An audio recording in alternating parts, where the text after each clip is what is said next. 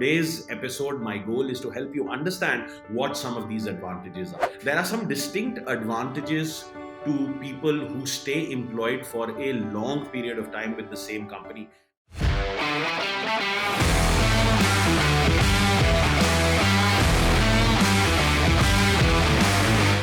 Today, we are going to talk about the benefits of being a long term employee. So, let's dive right into the subject. Are you familiar with how a bamboo plant grows?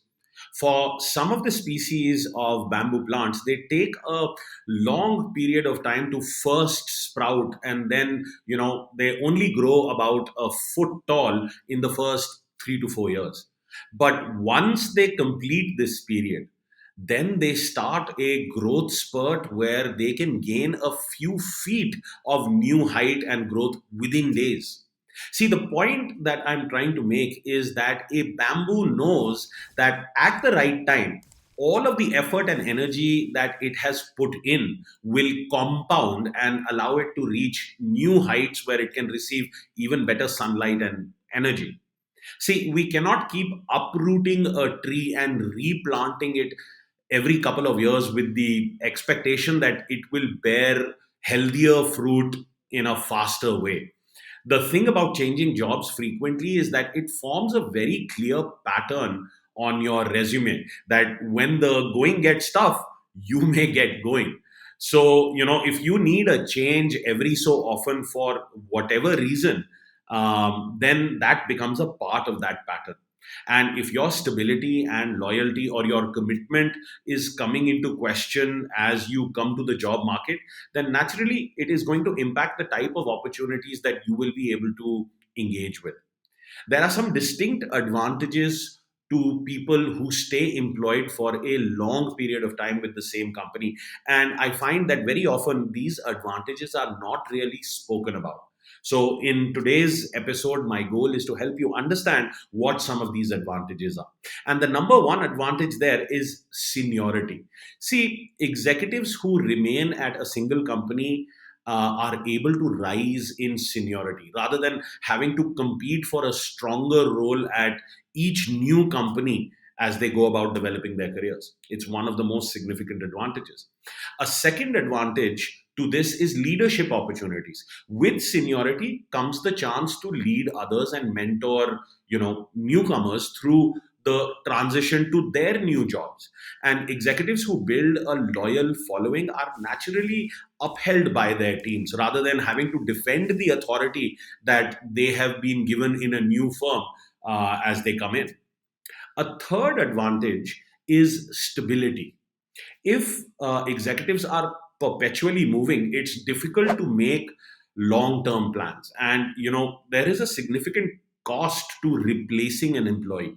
A little stability in your career and workplace can help them cope much more effectively with the stresses that are sure to occur within the other areas of their lives. A fourth advantage is home ownership and retirement funds. See, job hoppers pay a high price when it comes to home equity and retirement accounts. Every job change that requires you to move will also enact a high transaction cost to change homes, which is never ideal outside of chosen opportunities to move to a more suitable home. Stability is also appealing to banks and lending institutions, and they look at people who are stable much more favorably, in terms of being a prospective borrower or a client. People who have consistently held the job for 4 to 5 years and preferably more are looked at much more favorably. And vesting in retirement accounts and stock option programs is also generally badly affected by job hopping. So while executives think that they may gain an advantage by jumping for a small sign-on bonus or a raise, in the long term, the employees who maximize their vesting schedules and maintain their retirement accounts are much more likely to excel. A fifth advantage is increased benefits. Many companies increase paid time off for employees who stay at a job for a certain number of years. Executives who can stay and can spend more time with their families and achieve more lifestyle goals are the ones who usually have longer tenures. And this extra time off and the extra stock and retirement savings of long term employment are phenomenal because they enlarge the corpus that is going to compound and serve you in your golden years. A sixth advantage is self improvement. And this is not a small advantage. See, executives who show the resilience to address their weaknesses rather than jumping from ship to ship and blaming their discontent on former co workers and bosses may often be further ahead.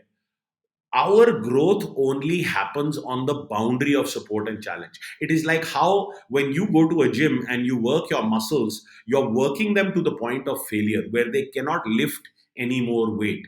And it is pushing yourself to this limit of failure where your muscle actually grows. So, in our professional lives as well, each situation is trying to teach you something. And a lot of people, when they are faced with these situations that demand that they come out of their comfort zones, they run from such situations. They are unable to solve the issue and they start feeling that the grass will be more green on the other side. But that is never true. The grass will be green where you water it. Of course, if you're faced with an impossible toxic environment, then of course you must leave. But if that is not the case and it is you who is resisting the coming out of the comfort zone, this requires true introspection. A seventh advantage is dependability. An executive who is willing to stay the course for 10 or more years, which is typical in several cultures. Like if you look at the Japanese culture or some European cultures, even Scandinavian countries, they demonstrate a level of dependability that companies will generally reward and respect highly. So it is not just appreciation in kind or, in terms of their words, but it's actual quantifiable material appreciation that these employees are able to gain. An eighth advantage is flexibility. Most people who stay at a company for a decade or more progress through multiple increasingly challenging roles of progressive responsibility while they are there. They typically try their hands at a variety of roles to help determine what they are most passionate about. The difference between moving within a company and moving between companies is that executives are able to retain their status and benefits while also being free to experiment and trying new things.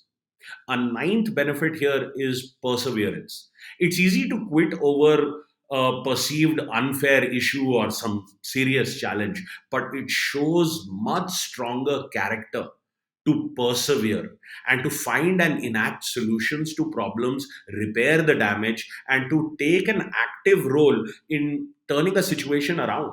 However, anyone who works in a genuinely toxic corporate environment should absolutely take leave of it and as quickly as possible and move on. The idea here is not to remain locked in a toxic environment. The idea is here to be able to introspect and grow yourself. And a tenth advantage is that you begin to get a say in the company's future. An executive can have a positive influence on the organization's direction if they are willing to stick with the firm through good times and bad.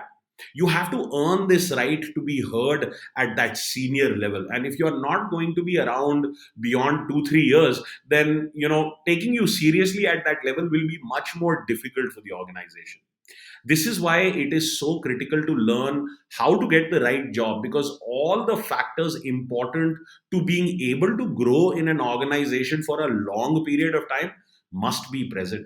Getting a good boss and a good team, having the right work life balance, getting opportunities to grow, the right salary, being able to produce strong value using your strengths. This and several other factors, all of these factors have to be evaluated before you accept or reject an offer. If you have been hopping jobs or you know someone who is hopping jobs, I hope you share this with them so that they can also understand these benefits.